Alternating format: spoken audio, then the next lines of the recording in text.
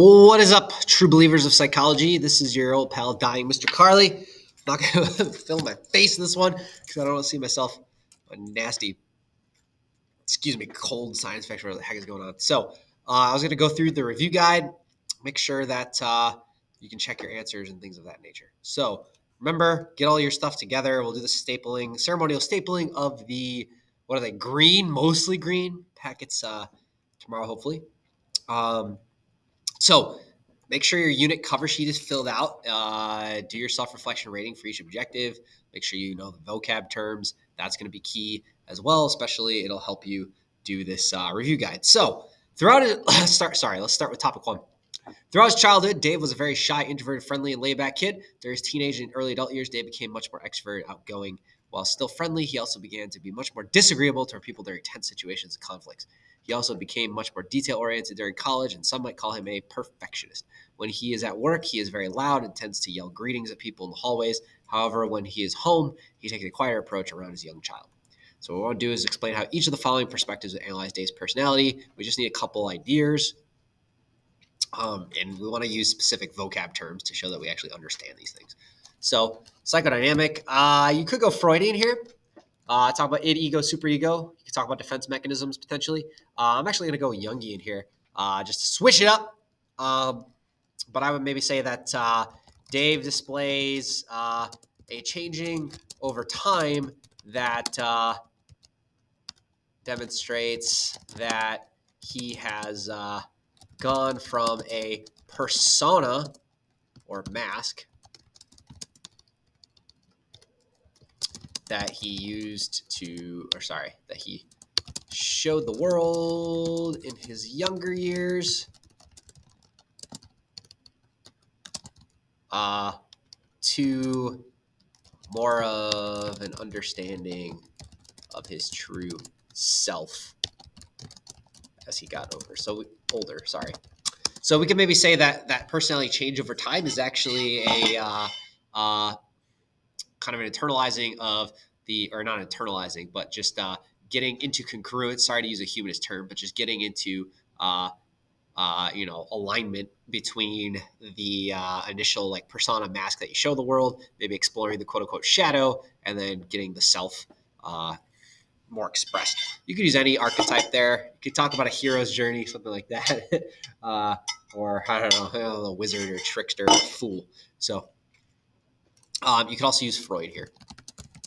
You just have to talk about id, ego, superego, or defense mechanisms. I just feel like there's not a lot that I gave you that situation to do that, but there could be. Trait, obviously, you're just going to talk about the ocean traits. So I gave you specific ones. We had extroversion has changed over time. Sorry, they spell it different. I don't know if there's actually a difference, but sometimes you see it psychology text with an A and sometimes with an O after the R. Extroversion, there was some openness. There was also talk of agreeableness. The perfectionism could be neuroticism. So we can see we're looking at examples of each here. Social cognitive, I would maybe look at I would always like to use reciprocal determinism. So we could say that one thing about reciprocal determinism, again, that's the triangulation between, and I'm going to do arrows, but the arrows could be going both ways here. So behavior, environment, and cognition or interpretation. So cognition, interpretation. And again, they go both ways because that's why it's reciprocal. Determining personality. So I would say maybe in the work environment, Mr. Carly interprets more reward for being loud and outgoing, which leads to yelling and more extroverted. Why don't we just do the O for this one, or behavior? Okay. You can also talk about at home or a young child, kind of scales it back a little bit. So that's just demonstrating. Whoops, there you go. There's Winnie the Pooh for you.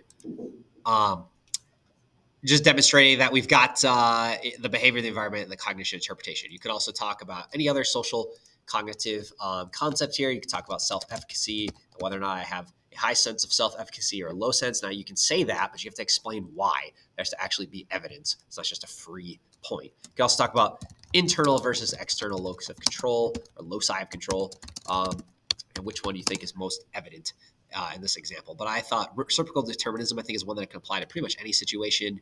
And I know sometimes people have trouble with that, so I figured I would go through that one. Humanistic, I would say this is all going to be about congruence. So we want to look at ideal self versus real self. And so maybe you'd say that Mr. Carly demonstrates a congruency over time between who he wants to be and who he is. All right, and we would talk about examples like a career, becoming more outgoing, having a child, things like that, marriage. So like all those things that maybe you wanted for yourself. And again, that's not directly personality, but those are things about being self-actualized, which is what a humanistic perspective is going to look at. So it's all about self-actualization and developing a congruence between your ideal and real selves, as it were. Whew, sorry. Situation environment. Okay, I just talked about these. So if you have a question, let me know. But I feel like I did a good job with that kind of up here talking about them. So just for the sake of time and your time, I'm not going to go over them again. Okay. One similarity, one difference between Jungian and Freudian. Well, both focus on unconscious drives as primary parts of the personality. You could also look at how both believe that there are like certain ingrained structures that impact personality. So with Freud, it's going to be the id, ego, and superego. With Jung, it's the archetypes. And then I would say that Freudian focuses more on the sexual drives, nature of personality, whereas I would say Jung is more, I'll call Jung more holistic, I guess, is the way to say it. So they're focusing more on all behaviors, collective unconscious. So they focus on the collective unconscious. Obviously, there's Jungian's Jungian analysis is a bit more, I wouldn't say complex, but is a bit more, I guess I will say complex. I don't want to shortchange the Freudian analysis because it is kind of a basic understanding that we give you in high school psychology. But I would say that, when you have all these different archetypes, you look at the persona, exploring the shadow, the mask, and then also the other archetypes and the collective unconscious, they're just, overall, there's just kind of like a lot more moving parts, maybe is the way to explain it. So that's what I would say. I'm not going to pause my recording as I blow my nose. So you're just going to have to listen to it because it's just too complicated to pause it and go back and make sure I say everything. So just bear with me.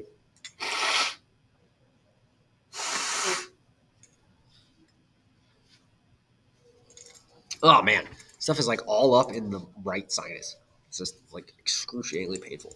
Okay.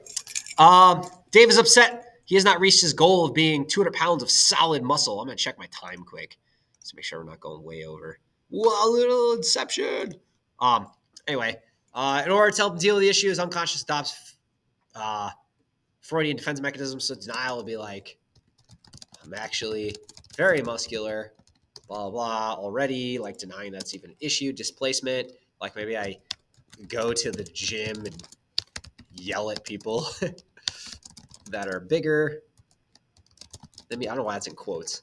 That's probably not a good idea, but yeah. Regression, throw a tantrum about it, or I don't know, start take on childhood sports, go back to my youth. Rationalization, I'd say something like it's not really even necessary to be muscular in a modern society.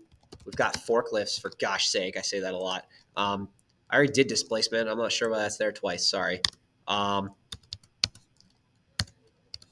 Projection, I would tell other people how skinny and weak they are, or fat potentially. Body shame people. Awesome defense mechanism. Compensation sublimation. Maybe I take up running or an endurance sport. Now, that's a decent thing to do. It's helpful, but it's a defense mechanism. To compensate for my lack of strength skill. Maybe I just take up powerlifting. I say I don't care how big I get anymore. I just want to be strong. In this one, we got incongruence. So basically, again, we're looking at real self, or the self as it exists now, versus ideal self. So my ideal self is 200 pounds of solid muscle. My real self is whatever I'm,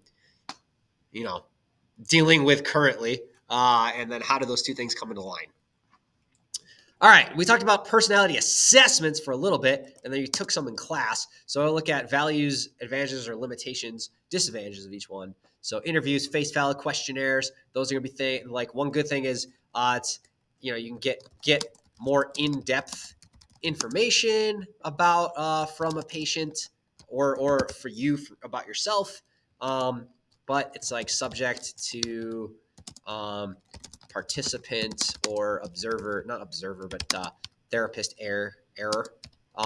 So you have to worry about the reliability and validity that way. Typically, that's not a huge issue. They're usually trained in doing that kind of stuff.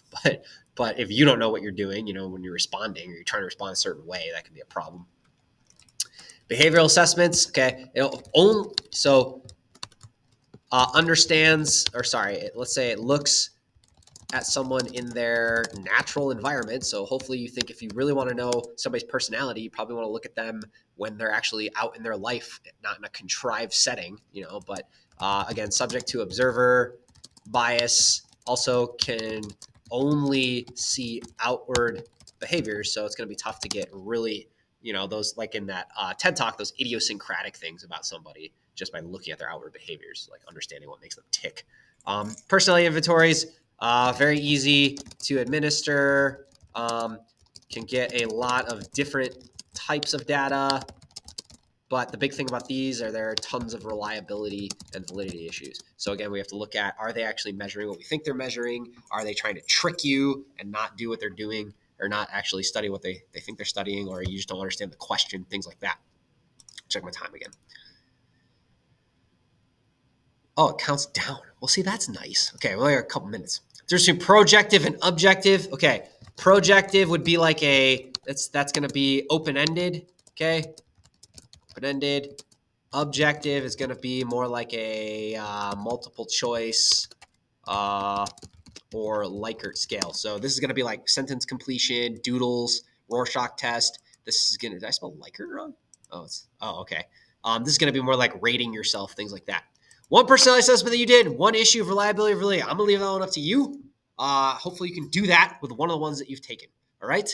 If you have any questions, send me a comment or an email, and hopefully we'll just knock this thing out of the park, and we'll start off the semester with a good exam score. All right, buddy. Oh, make sure you like and subscribe. Smash that like button. Let's keep those likes higher than those dislikes. And Carly out.